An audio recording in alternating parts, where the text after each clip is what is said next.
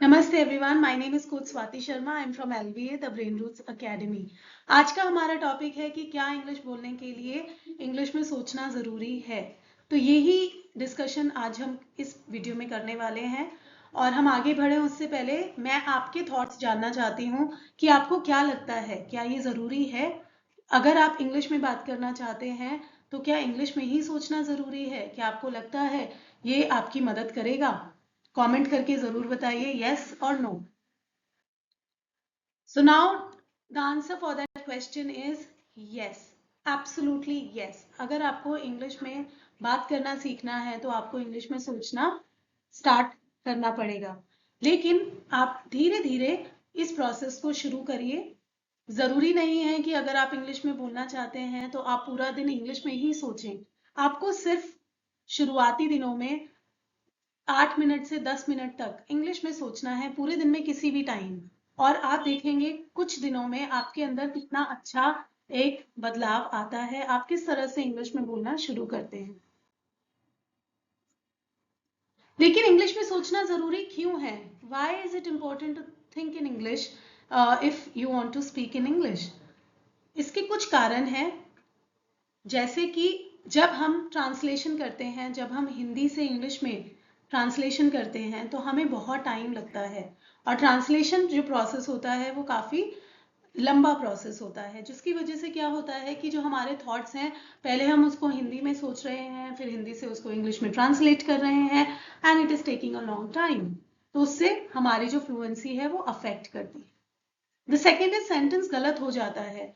जब हम हिंदी से इंग्लिश में लिटरल मीनिंग के साथ ट्रांसलेट करते हैं तो सेंटेंस गलत होने के काफ़ी चांसेस होते हैं। कॉन्फिडेंस कम हो जाता है। जब हम बोल रहे हैं और हमें टाइम लग रहा है तो ऑब्वियसली कॉन्फिडेंस कम होगा। इसीलिए जब आप इंग्लिश में सोचते हैं और इंग्लिश में ही बोलते हैं तो आपका कॉन्फिडेंस अलग होता है। वहीं अगर आप हिंदी में सोचकर बोल रहे हैं, टाइम ज़्यादा लगता है, कॉन्फिडेंस कम हो जाता है और सेंटेंस गलत हो जाता है।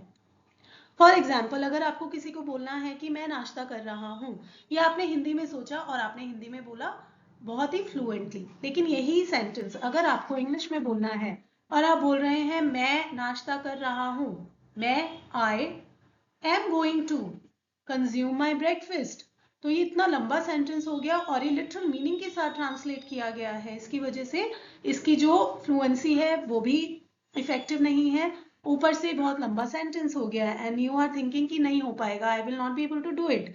वहीं अगर आप इंग्लिश में सोचना शुरू कर देते हैं तो ये एकदम से आपके दिमाग में आएगा दैट नेचुरली आप बोलेंगे आई एम ईटिंग ब्रेकफास्ट, तो ये आपके सेंटेंस को बहुत इफेक्टिव बना देगा।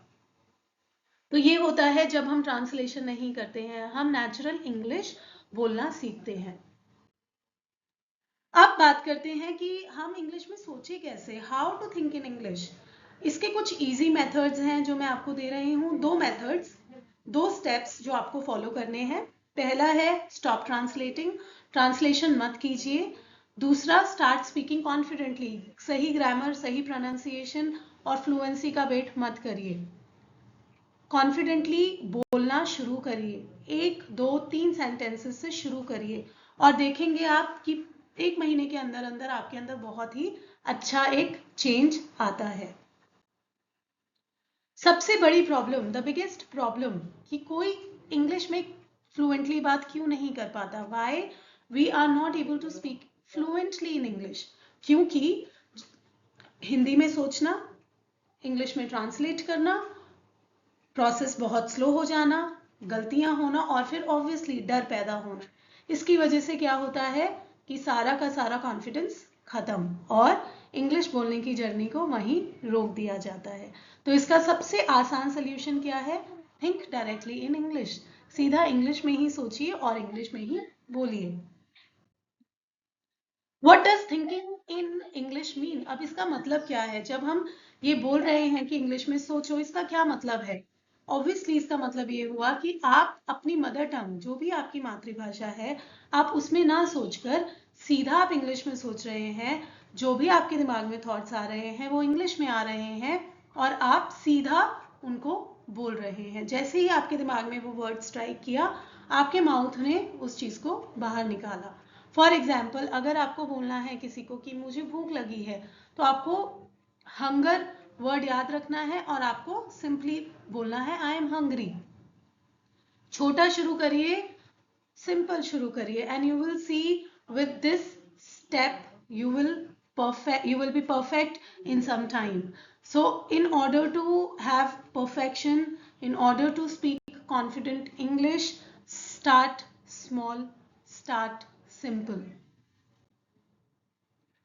सबसे पहला तरीका आप क्या अपना सकते हैं जब आपको इंग्लिश में डायरेक्टली सोचना है उसके लिए? तो आप उसके लिए क्या कर सकते हैं, आप अपने इर्द गिर्द जो भी डेली ऑब्जेक्ट्स हैं आप उनकी एक लिस्ट बना सकते हैं, आप उनके बारे में सोच सकते हैं। सो अभी आप ये एक्सरसाइज कर सकते हैं जिस दौरान आप वीडियो देख रहे हैं, अभी भी आप अपने इर्द गिर्द 15 से 20 ऐसे नेमिंग वर्ड्स देख सकते हैं जो आप रोजमर्रा में यूज करते हैं। For example, table, fan, chair, switch, door, light, pen, pencil, book. There can be numerous number of naming words that you use in a day. तो आप उन 15 से 20 नेमिंग वर्ड्स को अपने दिमाग में रख लीजिए। हिंदी में सोचने की जगह आप उसका नाम इंग्लिश में सोचिए। फॉर एग्जाम्पल, आप टेबल को मेज की जगह टेबल से ही समझने की कोशिश करिए। अगर आप एक एप्पल खा रहे हैं तो उसको सेब की जगह एप्पल समझिए। अगर आप टमाटर का इस्तेमाल कर रहे हैं तो रादर देन सेइंग टमाटर, से टोमेटो। तो इस तरह से जब आप एक एक वर्ड को इंग्लिश में ही सोचेंगे तो धीरे धीरे आपका जो दिमाग है वो उन वर्ड्स का इंग्लिश में ही यूज करना स्टार्ट कर देगा। So always practice with real objects. For example, आपके सामने स्क्रीन पर एक टेबल की पिक्चर है, तो आप उसको मेज ना कहकर आप ये कह सकते हैं this is a table. Fan, the fan is of. तो आपने देखा कि फैन खुला है या बंद है, तो आपने सिंपल बस बोला द फैन इज ऑफ। तो पर आपको ये पता होना चाहिए कि इसको हम फैन बोलते हैं। पंखा हिंदी में है और फैन इंग्लिश में है। My phone is on the table, मेरा फोन जो है वो टेबल पर है। Plant is on the table, plant table पर है। तो आप पौधे की जगह प्लांट बोलिए, किताब की जगह बुक बोलिए। तो जब आप किसी भी नेमिंग वर्ड को इंग्लिश में ही बार बार सोचते हैं तो आपका ब्रेन इसी तरह से ट्रेन हो जाता है। दूसरा स्टेप है थिंक इन सिंपल सेंटेंसेस। अभी आप ज्यादा बड़ी ग्रामर यूज मत करिए, कॉम्प्लेक्स सेंटेंसेस यूज मत करिए, बिग वर्ड्स यूज मत करिए, use simple easy English. For example, अगर आप थके हुए हैं, so rather then saying I am feeling exhausted, आप सिंपल बोलिए आई एम टायर्ड। पर आपको ये पता होना चाहिए कि थकने को टायर्ड बोलते हैं इंग्लिश में। तो जब आपको ये छोटे छोटे वर्ड्स के मीनिंग्स पता है, आपकी इंग्लिश जर्नी बोलने की शुरू हो सकती है। तो सबसे आसान तरीका क्या है, जो भी आपने शब्द सोचा उसको आप बोलने की कोशिश करिए सेंटेंस में। Do not use difficult words, क्योंकि जब हम डिफिकल्ट वर्ड्स यूज करते हैं हमारा ब्रेन ज्यादा टाइम लेता है उसको समझने में, उसको प्रोसेस करने में। वहीं अगर आप इजी वर्ड्स ले लेते हैं तो आपका जो ब्रेन है वो फास्ट उसको एक्सेप्ट करता है और उसके जल्दी उसको प्रोसेस करता है। Step number 3, use actions. तीसरे स्टेप में आप उन एक्टिविटीज के बारे में सोचिए जो आप हर रोज करते हैं, every single day. For example, आप वॉक करते हैं, आप सोते हैं, आप खाते हैं, आप जाते हैं, आप पढ़ते हैं, आप लिखते हैं, आप पीते हैं। तो जो भी एक्टिविटी आप कर रहे हैं, जो भी एक्शंस आप कर रहे हैं दिन में, आप उन एक्शंस वर्ड्स की एक लिस्ट बना लीजिए और उन एक्शन वर्ड्स के साथ आप सेंटेंसेस बनाना शुरू करिए। जैसे कि जब आप काम कर रहे हैं, आप चल रहे हैं, आप बस उनके बारे में सोचिए। जैसे अगर आप कुछ खा रहे हैं तो आप उसके बारे में सोचिए कि मैं क्या खा रहा हूँ, इस चीज का क्या रंग है, ये मुझे कैसे हेल्प कर रहा है। तो वो अभी आप वर्ड्स में ही सोचना शुरू करिए। ऐसा करने से आपकी जो वोकैबुलरी है वो बढ़ेगी और धीरे धीरे आप सेंटेंसेस बनाना शुरू करेंगे। फॉर एग्जाम्पल अगर आप वॉक कर रहे हैं तो आप ये सोच सकते हैं आई एम वॉकिंग। अगर आप चाय पी रहे हैं I am drinking tea, so drink एक एक्शन वर्ड है। I am opening the door, अगर आप दरवाजा खोल रहे हैं तो आप ओपन वर्ड का इस्तेमाल करिए एंड से I am opening the door. तो इस तरह से क्या होता है, आपके सेंटेंसेस बिल्ड होना शुरू होते हैं, आपकी वोकेबुलरी बढ़ती है। So action plus sentence makes English easy. Step number 4, replace Hindi words slowly. धीरे धीरे अपनी डिक्शनरी में से हिंदी वर्ड्स को रिप्लेस करिए इंग्लिश में। फॉर एग्जाम्पल जब आप पानी देखते हैं तो पानी की जगह आप सोचिए वाटर, तो एकदम से आपके दिमाग में आना चाहिए कि ये वाटर है। जैसे ही आप भूख के बारे में सोचते हैं आपके दिमाग में हंगर आ जाना चाहिए। जैसे ही आप थकान के बारे में सोचते हैं आपके दिमाग में टायर्ड आ जाना चाहिए। जैसे ही आपके सामने खाना आता है आपको समझ आ जाना चाहिए ये फूड है। तो इस तरह से जब आप एक एक शब्द का मीनिंग देखेंगे इंग्लिश में तो आपके लिए बहुत आसान हो जाएगा उस शब्द से रिलेट करना इंग्लिश में और उस शब्द से रिलेटेड एक सेंटेंस बनाना इंग्लिश में fluently. Step number 5, very very important step, talk to yourself. जब भी आप इंग्लिश में सोच रहे हैं या सोचने की कोशिश कर रहे हैं आप उसको इंग्लिश में ही सोचिए। शुरुआत करिए 7 या 8 सेंटेंसेस से और फिर धीरे धीरे आप उसको बढ़ाइए, like initially 7 to 8 sentences, then 10 to 12 sentences, then 15 to 20 sentences। लेकिन हर रोज एक रूल बनाइए, अपना एक प्रैक्टिस सेशन करिए और अपने आप से बात करिए इंग्लिश में, क्योंकि जब आप अपने आप से बात कर रहे हैं ना ही वहां पर आपको कोई जज करने वाला है और आपका कॉन्फिडेंस भी बढ़ रहा है। जैसे कि आज क्या दिन है आप उसके बारे में सोच सकते हैं, लाइक टुडे इज मंडे। आज के दिन में आपको क्या करना है तो आप उसका एक कीवर्ड अपने दिमाग में रखिए कि मुझे काम करना है, I have to work today. मुझे इंग्लिश पढ़नी है, I have to study English today. तो जो भी आपको करना है आप अपने आप से उसको बोलिए, अपने आप से बात करिए and see how you build confidence in speaking English, because self talks help in building confidence. Step number 6, do not translate, feel the meaning. Feeling is very important. आप जो भी बोल रहे हैं उसको फील करिए। Think in English, feel in English, visualize in English. Visualize करिए English में। जब भी आप कुछ बोल रहे हैं आपके सामने कोई सेंटेंस है उसको विजुअलाइज करिए इंग्लिश में और आप देखेंगे किस तरह से आपका जो दिमाग है आसानी से उन विजुअल्स को एक्सेप्ट करता है, प्रोसेस करता है और आपको इंग्लिश बोलने में हेल्प करता है। So no Hindi sentence in mind. Word by word translation is absolutely no. Do not translate word by word if you want to speak English.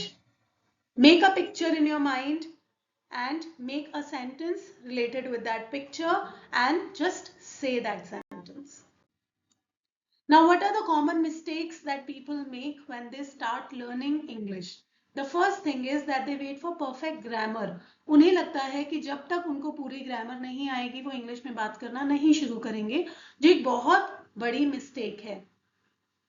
Grammar time के साथ आप सीख जाएंगे, लेकिन अगर आपके अंदर कॉन्फिडेंस नहीं है बोलने का तो आप ग्रामर सीखने के लिए भी बहुत टाइम लगाएंगे और वो एक बहुत डिफिकल्ट जर्नी आपकी बन जाएगी। तो आप परफेक्ट ग्रामर का वेट मत करिए, start speaking now using difficult words. एक और जो प्रॉब्लम होती है वो होती है कि लोग बहुत ज्यादा डिफिकल्ट वर्ड्स यूज करना चाहते हैं। उन्हें ऐसा लगता है कि डिफिकल्ट वर्ड्स यूज करने से उनकी लैंग्वेज बहुत फैंसी हो जाएगी, लेकिन अपनी लैंग्वेज को फैंसी ना बनाकर मीनिंगफुल बनाइए, अंडरस्टैंडेबल बनाइए। फियर ऑफ मिस्टेक्स, गलतियों से मत डरिए, गलतियां करेंगे तभी सीखेंगे। Mistakes help you learn. So अगर आपको सीखना है गलतियों से मत डरिए, जितनी ज्यादा गलती करेंगे उतना ही ज्यादा सीखेंगे। सो सीखने पर फोकस करिए, गलतियों पर ज्यादा फोकस मत करिए, उन गलतियों को सुधारिए। जैसे ही आपको समझ आ जाता है कि आपने एक मिस्टेक की है, नेक्स्ट टाइम उस मिस्टेक को मत दोहराइए, उससे सीखिए। Daily practice routine. सो आप शुरुआत में जब आप अपनी इंग्लिश जर्नी शुरू कर रहे हैं, आपको सिर्फ 5 मिनट प्रैक्टिस करनी है और आप देखेंगे कि ये प्रैक्टिस कितनी पावरफुल है, आपको कितना कॉन्फिडेंस दे रही है। तो आप इसमें क्या कर सकते हैं, सिर्फ 1 मिनट आप इस ऑब्जेक्ट को नेम कर सकते हैं। सो आपके आसपास जितने भी ऑब्जेक्ट्स हैं, just do that, and this is only 1 minute exercise. Then second is 2 minute action sentences. जो भी एक्शंस आप पूरे दिन में कर रहे हैं, एक्टिविटीज कर रहे हैं, सिर्फ 2 मिनट के बारे में 2 मिनट उनके बारे में इंग्लिश में सोचिए। Third is 1 minute self talk. सुबह उठते हैं, सबसे पहले अपने आप से बात करिए इंग्लिश में सिर्फ 1 मिनट और आप देखेंगे कैसे आपका कॉन्फिडेंस बढ़ रहा है। Fourth is take any situation, कोई भी एक सिचुएशन लीजिए और उसके बारे में 1 मिनट तक लगातार सोचिए। वो आपका घर हो सकता है, वो आपका कमरा हो सकता है, वो कोई किताब हो सकती है, वो कोई गाना हो सकता है, वो स्कूल हो सकता है, वो मार्केट हो सकती है, वो कुछ भी हो सकता है। सिर्फ 1 मिनट आप उस सिचुएशन के बारे में इंग्लिश में सोचिए। फॉर एग्जाम्पल, आप चाय पी रहे हैं, so rather than thinking it as chai, आप उसको टी से विजुलाइज करिए एंड से आई लाइक टी। आप कोई बच्चे को देख रहे हैं या किसी को देख रहे हैं कोई भी स्पोर्ट खेलते हुए, तो आप उस स्पोर्ट के बारे में सोचिए एंड जस्ट से शी और he plays this game. So in this example we can say she plays hockey. अब यहाँ पर एक स्कूल है, बच्चे स्कूल जा रहे हैं, so we can say we go to school. एक बच्चा है, किताब पढ़ रहा है, so rather than kitab just say book. एक लड़का है, रादर देन सेइंग एक लड़का से या ही, वह कहने की जगह आप ही बोलिए। तो ऐसे छोटे छोटे वर्ड्स को जब आप इंग्लिश में बोलेंगे, ट्रांसलेट ना करके सीधा ही इंग्लिश में सोच के इंग्लिश में ही बोलेंगे, थोड़े दिन में ये सेंटेंसेस आपके लिए बहुत आसान साउंड करेंगे। So you do not need perfect English, you need regular practice. Just 10 minutes a day, more than enough. And very important point is you have to think simple. कोई complications नहीं, कोई complexities नहीं, just think simple and start your journey. But think every day.